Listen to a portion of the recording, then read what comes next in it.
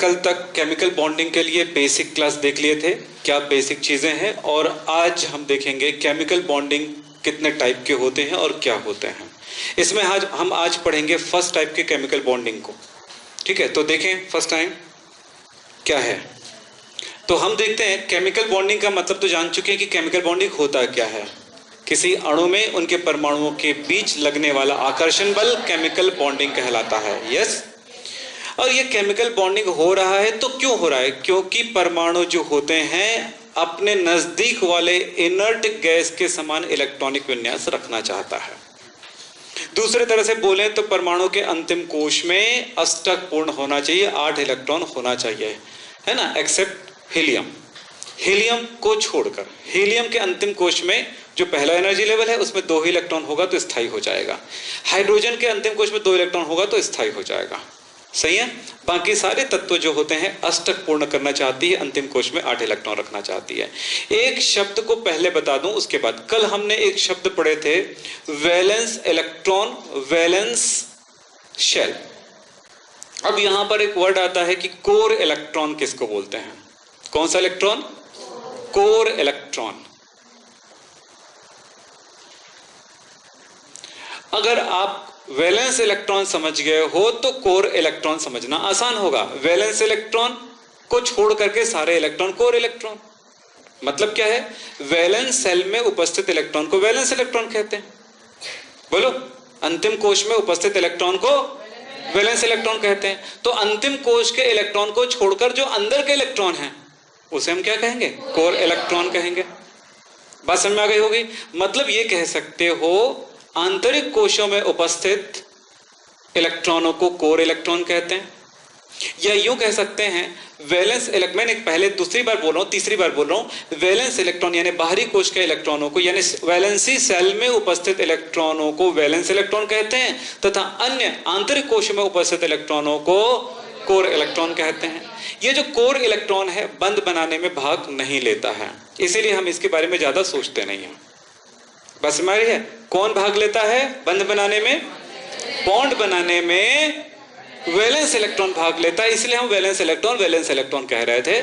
जबकि core electron भाग नहीं लेता है, वो आंतरिक कोशों के इलेक्ट्रॉन होते हैं। अब तो समझ में आ गई पूरी बातें। चलिए एक बात अब पढ़ेंगे, केमिकल बॉन्डिंग के प्रकार, types of chemical bonding.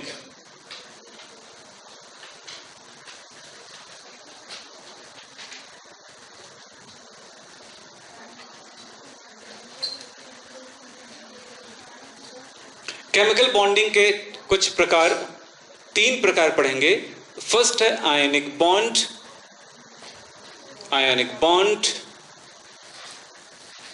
Second है कोवेलेंट बॉन्ड, और थर्ड है कोऑर्डिनेट बॉन्ड, कोऑर्डिनेशन बॉन्ड। इसको डेरिवेटिव बॉन्ड भी कहते हैं, बहुत सबके अलग अलग 2-3 नाम है।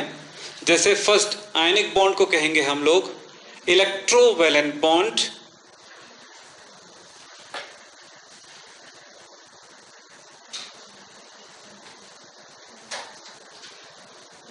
Electrovalent bond. इस तरह से हम बोल सकते हैं हिंदी में आयनिक बंध या विद्युत संयोजी बंध।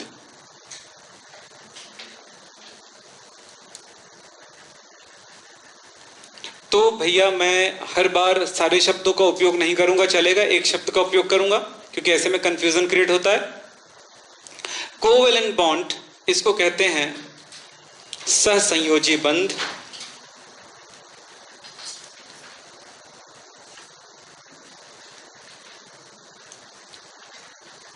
और ये कोऑर्डिनेट बॉन्ड इसको कहा जाता है उप सहसंयोजी बंध।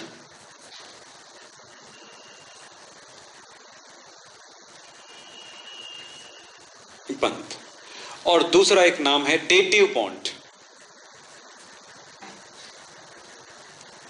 इसको डेटिव बॉन्ड भी कहते हैं। शॉर्ट में 2-3 बातें जान लें, फिर इसका डिटेल पढ़ेंगे। यह जो बंध होता है इलेक्ट्रॉन के आदान प्रदान से बनता है, यानी इलेक्ट्रॉन के स्थानांतरण से बनता है। किन्हीं दो परमाणुओं के बीच इलेक्ट्रॉन के आदान प्रदान से बंध बना, यानी दो परमाणु है, दो परमाणु में एक परमाणु इलेक्ट्रॉन देता है, दूसरा परमाणु ग्रहण करता है। इस स्थिति में क्या होगा वो हम देखेंगे थोड़ी देर में। तो इलेक्ट्रॉन का दो परमाणुओं के मध्य इलेक्ट्रॉन के स्थानांतरण से जो बंध बनता है उस बंध को आयनिक बॉन्ड कहते हैं। यहां पर इलेक्ट्रॉन का साझा होता है, इलेक्ट्रॉन का साझा होता है। तो कैसे बोलूंगा?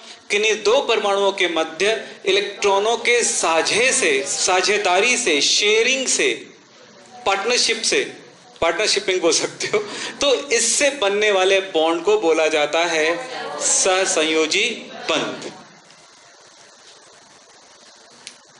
यहां पर होता है इलेक्ट्रॉन युग्म का साझा बोलते हैं कुछ लोग, और एक बात बोला जाता है कि इलेक्ट्रॉन युग्म का आदान प्रदान। मुझे पसंद है क्योंकि इसके पीछे रीजन भी है, तो मैं यहां पे बोलूंगा इलेक्ट्रॉन युग्म के आदान प्रदान से, आदान प्रदान से बना बंध। ठीक है, तो इस प्रकार से हमने छोटी छोटी जानकारियां हासिल कर लिए हैं। अब इसके एक की पूरी डिटेलिंग करेंगे जस्ट थोड़ी देर में। यदि नोट करना चाहते हो तो नोट कर सकते हैं, क्योंकि अब इसमें जाने से पहले एक शॉर्टकट में किसी ने आपसे पूछा कि भाई विद्युत संयोजी बंध किसे कहते हो, तो क्या बोलोगे? तब बोलोगे जब किन्हीं दो परमाणुओं के मध्य इलेक्ट्रॉनों के आदान प्रदान होते हैं, तो इस प्रकार बंध को आयनिक बंध कहेंगे। दूसरी बातें कहेंगे, ऐसा बंध जब किन्हीं दो परमाणुओं के मध्य इलेक्ट्रॉनों का साझा होता है तो सहसंयोजी बंध कहेंगे। यहां पर क्या बोलोगे? जब किन्हीं दो परमाणुओं के मध्य इलेक्ट्रॉन युग्म के आदान प्रदान से कोई बंध बनता है तो उस बंध को उप सहसंयोजी बंध कहते हैं। क्या मेरी बातें समझ में आ रही है आप लोगों को? चलिए, नोट करना है तो कर सकते हैं, क्योंकि इतनी जानकारी तो आपको बोलने आना चाहिए, कहने आना चाहिए। हम पढ़ेंगे सबसे पहले आयनिक बॉन्ड। पहले इसे समझ लें। मैंने बोला जब किन्हीं दो परमाणुओं के मध्य इलेक्ट्रॉन के आदान प्रदान से कोई बंध बनता है तो उसे विद्युत संयोजी बंध या आयनिक बंध कहते हैं। आप मेरे साथ इस नोट्स को भी लिख लीजिए, छोटा सा मैं लिखा देता हूं डेफिनेशन। जब किन्हीं दो परमाणुओं के मध्य इलेक्ट्रॉन के आदान प्रदान से या स्थानांतरण से, किसका स्थानांतरण? यानी ट्रांसफर, इलेक्ट्रॉन ट्रांसफर, स्थानांतरण से बंध बनता है तो इसे आयनिक बंध कहते हैं।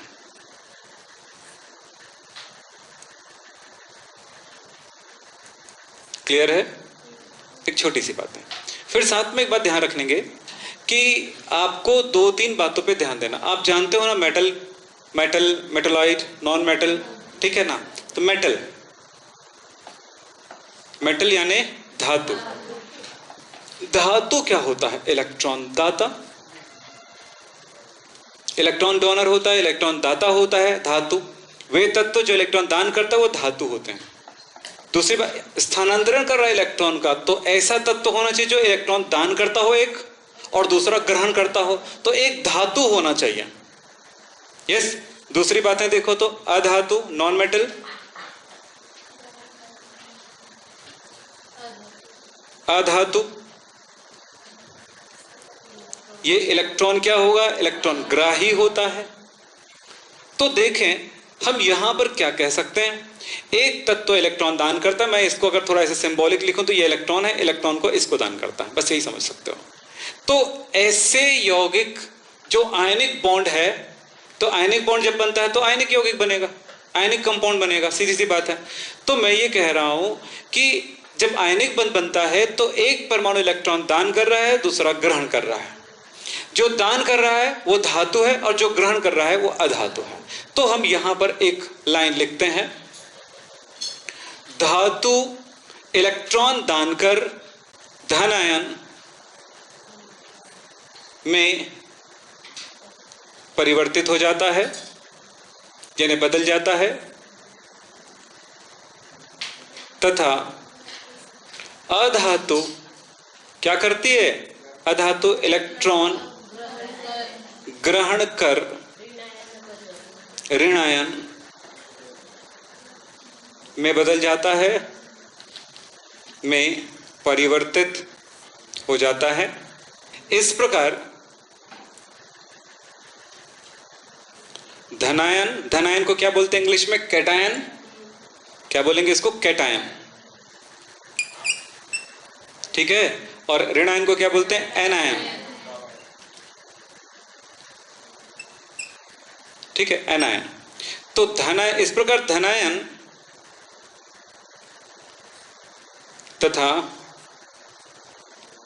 ऋणायन एक दूसरे को स्थिर विद्युत आकर्षण, स्थिर विद्युत आकर्षण, इसको क्या बोलते हैं? Electrostatic attraction. क्या बोला? इलेक्ट्रोस्टैटिक अट्रैक्शन से आकर्षित कर लेती है, जिसे क्या बोलेंगे? जिसे विद्युत संयोजी बंध बोलेंगे, यानी कि आयनिक बॉन्ड बोलेंगे। जिसे विद्युत आकर्षण है ना, किसके किसके बीच विद्युत आकर्षण है? क्योंकि आयंस जुड़ते हैं इसलिए आयनिक बॉन्ड, विद्युत आकर्षण है इसलिए विद्युत संयोजी बंध, मतलब तो एक ही चीज को बोल रहा है। चलिए, विद्युत संयोजी बंध या आयनिक बंध कहते हैं। क्या मेरी बात समझ में आ गई आपको? यहीं से क्या बोला मैंने? फर्स्ट में क्या बोला? एक परमाणु दूसरे परमाणु को इलेक्ट्रॉन स्थानांतरित करती है, एक परमाणु इलेक्ट्रॉन देती है, दूसरा ग्रहण करती है, जिससे एक धनायन बना लेता है, दूसरा ऋणायन बना लेता है। दान करने वाले परमाणु या तत्व को हम कौन सा तत्व बोलते हैं? धातु। और जो ग्रहण करने वाले परमाणु होते हैं उसके अधातु।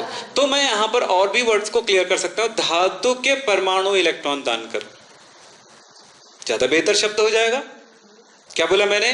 धातु के परमाणु। इसी तरह से यहां पर क्या शब्द आएगा? अधातु के परमाणु, क्योंकि इलेक्ट्रॉन दान या ग्रहण धातु नहीं करती है, धातु के परमाणु करते हैं। यस, तो इस तरह से ये परिभाषा और ज्यादा बेहतर हो जाएगा, या उसके बारे में डिटेलिंग बहुत अच्छा हो जाएगा। फिलहाल आपको इतना ही लिखना है एग्जाम्स में, बाकी ये आपकी नॉलेज है और ये नॉलेज आपको बहुत ही परफेक्ट बनाएगा। ओके, चलिए, क्या क्या समझ में आया बेटा जी? बोलो तो। धातु के परमाणु इलेक्ट्रॉन दान करती है, उसका गुण ही यही है। मतलब इस तरह के बंध बनने के लिए एक बात होता है कि एक धातु होगा और दूसरा अधातु होगा। तो मैं यहां लिख रहा हूं धातु प्लस अधातु, तो क्या होगा? धातु ने अपना इलेक्ट्रॉन दान करेगा, और धातु को मैं ए से दर्शा रहा हूं, यदि बी उसको बी से दर्शा रहा हूं, तो ए ने इलेक्ट्रॉन दान करा बी को, तो क्या हुआ? ये बन चुका है, ए जो है पॉजिटिव हो गया है और बी निगेटिव हो गया, और वो एक दूसरे को अट्रैक्ट कर लेगा। अब इसी काम को हम अलग अलग एग्जांपल में समझेंगे। चलिए, मिटा दो बेटा, एक एग्जांपल देखते हैं। फर्स्ट, सोडियम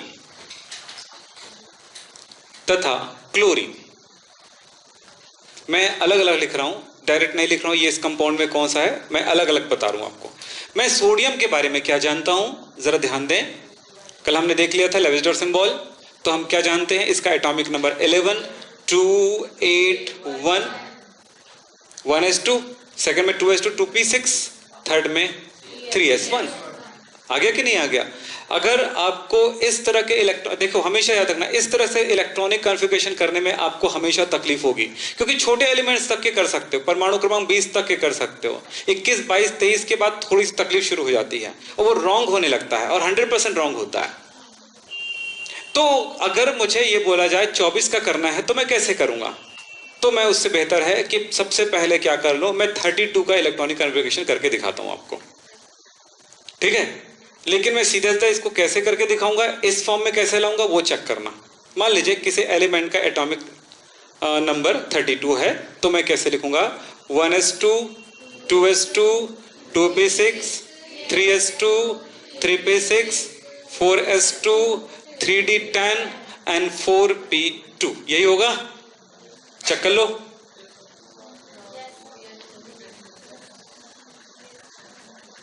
ठीक है, किसका है ये? कार्बन के ग्रुप का है। कार्बन तो है ही नहीं है।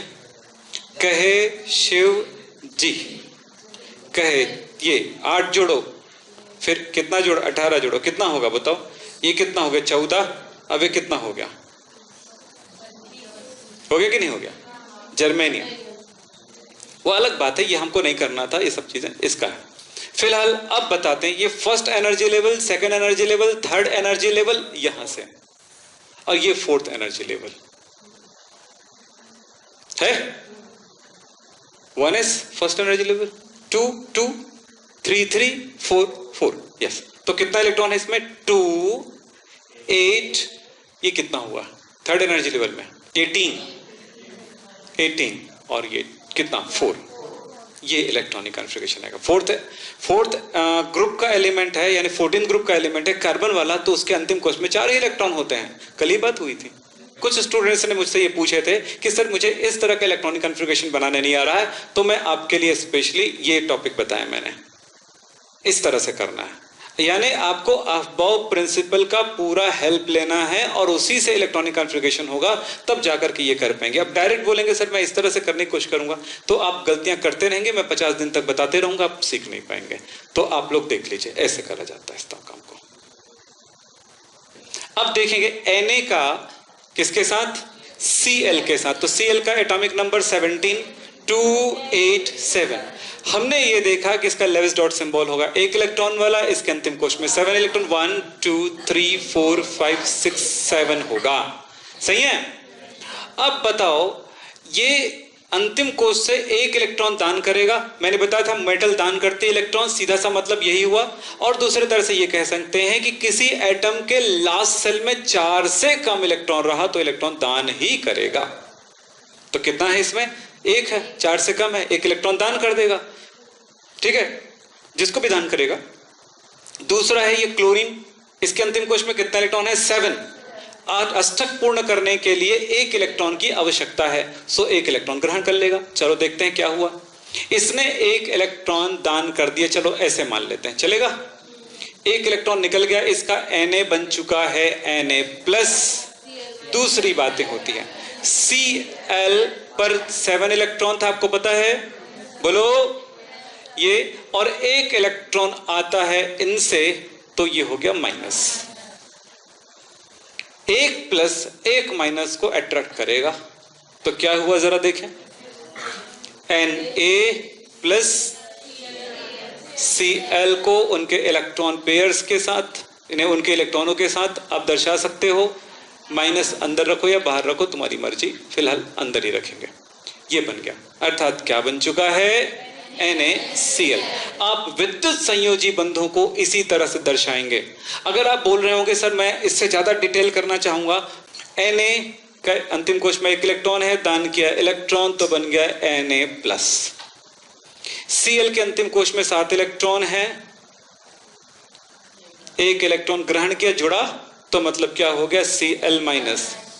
फिर इसके बाद आप बोलते हो कि फिर मैं इसके बाद लिखूंगा Na+, है ना, Cl- अपने इलेक्ट्रॉन्स के साथ, क्या हुआ?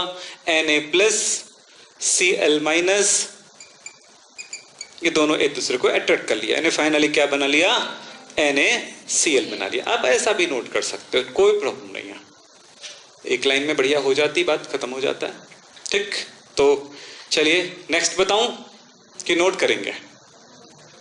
नोट कर लीजिए, कोई प्रॉब्लम नहीं है। NaCl, Na में क्या किए थे? 11 2 8 1, इसमें क्या है? हाँ 2 8 7, क्योंकि कितना होता है? 17 होता है। तो ये देखो, बोलो सही है? बातों को बार बार कर रहा हूं ताकि आप ठीक से सीख ही जाओ। इसके अंतिम कोश में 1 इलेक्ट्रॉन, जब Na+ बना तो क्या हुआ? 2 8 हो गया, लास्ट सेल हट गई, एक भी इलेक्ट्रॉन नहीं है। और ये Cl में क्या हुआ? Cl- होते ही क्या हो जाएगा? 2 8 7 था, अब ये हो गया 2 8 8 हो गया। ऑक्टेट दोनों का कंप्लीट हो गया, ऑक्टेट ही तो कंप्लीट करना है आपको।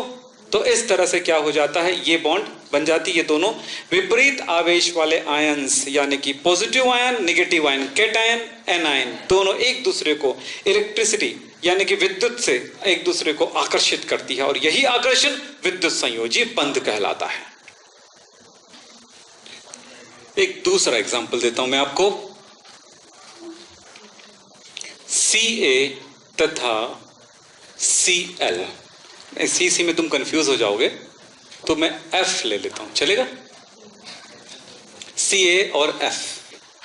Ca एटॉमिक नंबर 20, तो इलेक्ट्रॉनिक कॉन्फ़िगरेशन 2882। आप वैसे भी कर सकते हो, अंतिम कोश के इलेक्ट्रॉनिक कॉन्फ़िगरेशन ही तो निकालना है ताकि आपका उसको लेविस डॉट बना सके, लेविस डॉट सिंबल बना सको।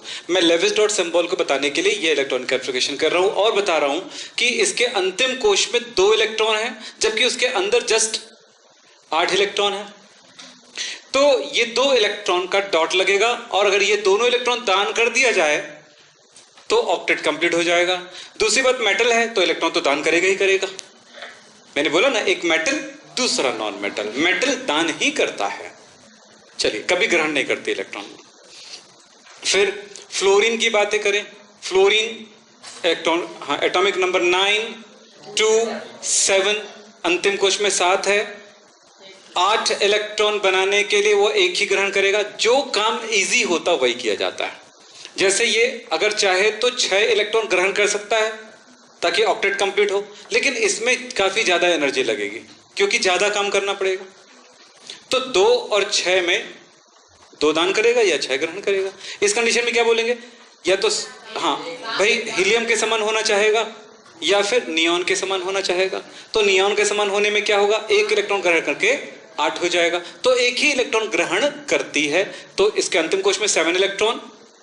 बोलो, ऑक्टेट कंप्लीट करने के लिए 1 इलेक्ट्रॉन की जरूरत है, तो क्या होगा, यानी एक बात समझो, इलेक्ट्रॉन युग्मन हो जाए, बस यही सोचना है।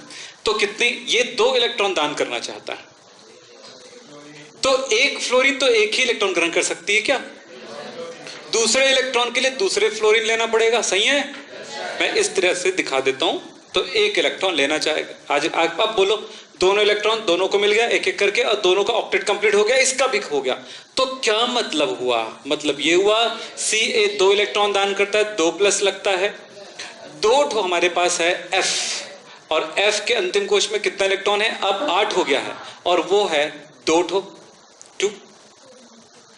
ये बनता है एक एक इलेक्ट्रॉन ग्रहण करके, 2 चाहिए, 2 आ गया। अब इस तरह से हो चुका है Ca+2 2F minus F minus, यानी कि CaF2 यानी कि CaF2। तो कैल्शियम फ्लोराइड ये होती है, ठीक। चलिए अब बोलेंगे सर मैं उसी तरह से बनाना चाहूंगा जैसे कि आपने पहले बताए थे पूरी डिटेल में। ये भी कौन सी बड़ी चीज है, बहुत आसान है। Ca के बारे में क्या जान चुके हो कि ये 2 इलेक्ट्रॉन दान करता है, बोलो सही है? तो 2 इलेक्ट्रॉन रिमूव हो गया, निकल गया, अब बच गया 2 इलेक्ट्रॉन तो अलग हो चुका है, तब क्या बचा, Ca+2। दूसरी बातें, F के बारे में क्या पता है के बारे में, कि F जो है 1 इलेक्ट्रॉन ग्रहण करती है, ग्रहण कर ली, ये डॉट के रूप में, यही डॉट है ना, तो ये इलेक्ट्रॉन ग्रहण कर लिया, तो क्या मिला आपको, F अंतिम कोश में 7 था, अब ये 8वां आ गया, माइनस चार्ज आ गया। अब बताओ, ये 2 इलेक्ट्रॉन दान कर रहा है और ये 1 इलेक्ट्रॉन ग्रहण कर रही है।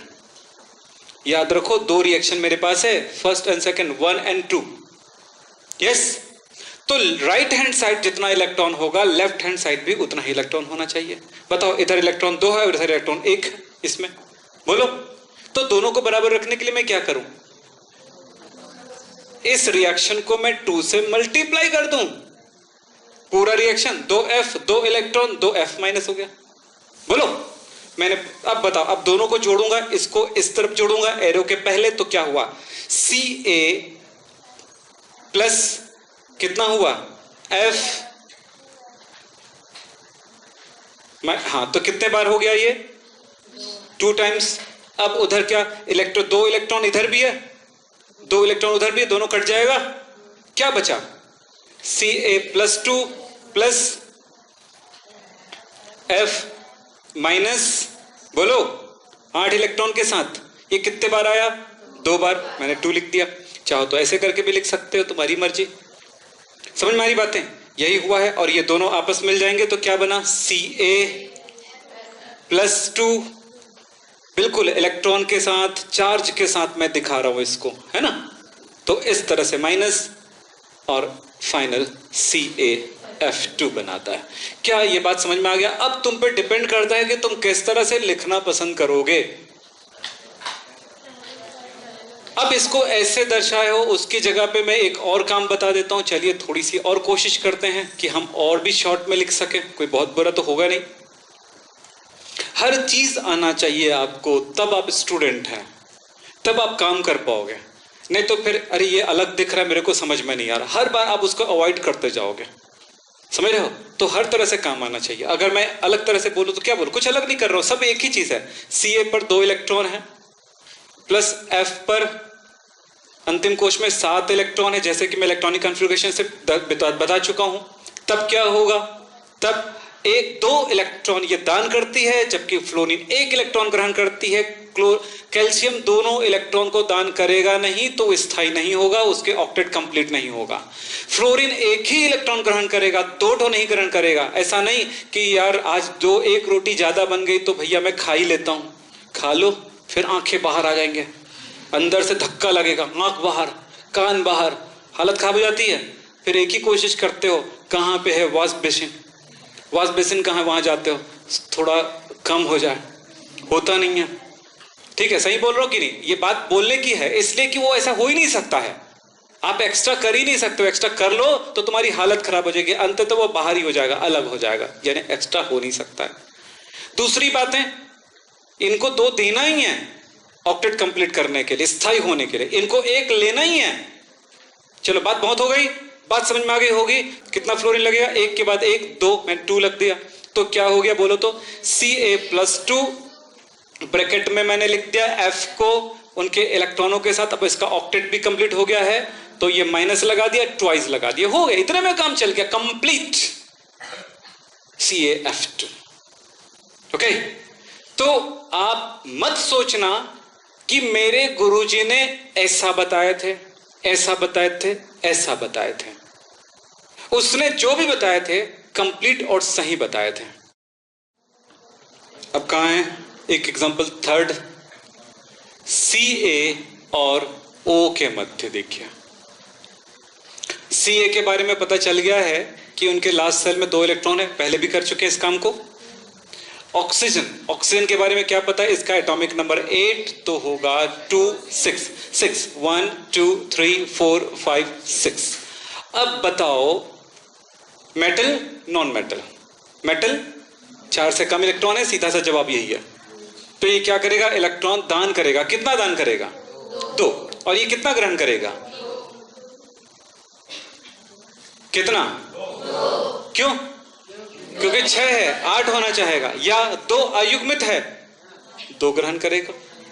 चलिए, तो इस तरह से ये दोनों इलेक्ट्रॉन लगाने की जरूरत नहीं है, ऐसे दिखाने की जरूरत नहीं है। तो Ca हो गया +2, यानी इलेक्ट्रॉनिक कॉन्फ़िगरेशन क्या हो गया? इसका क्या था? 2 8 8 2, है ना? ये 20 है, आप इस तरह से भी दिखा सकते हो। तो ये कितना हो गया? 2 8 8, ऑक्टेट कंप्लीट हो गया। अब बताओ इसमें क्या हो जाएगा? कौन है? ऑक्सीजन। ऑक्सीजन क्या करता है? 2 इलेक्ट्रॉन ग्रहण करा तो 2 माइनस आया, तो क्या हो गया? 2 8 हो गया। देखो दोनों का ऑक्टेट कंप्लीट हो गया। यस। अगर आप चाहो तो उसके नीचे उनके इलेक्ट्रॉनिक कॉन्फ़िगरेशन दिखा सकते हो। यहां पे बोलो, अब ये दोनों एक दूसरे को आकर्षित करेगा, लेन देन का काम हो चुका है, अब आकर्षित करेगा। तो क्या हुआ? Ca+2 O-2, बोलो -2, इस तरह से CaO बना। हम लिखना चाहें तो फाइनल लिख सकते हैं CaO। फिर देखें फोर्थ, Al और O के बीच में बताइए।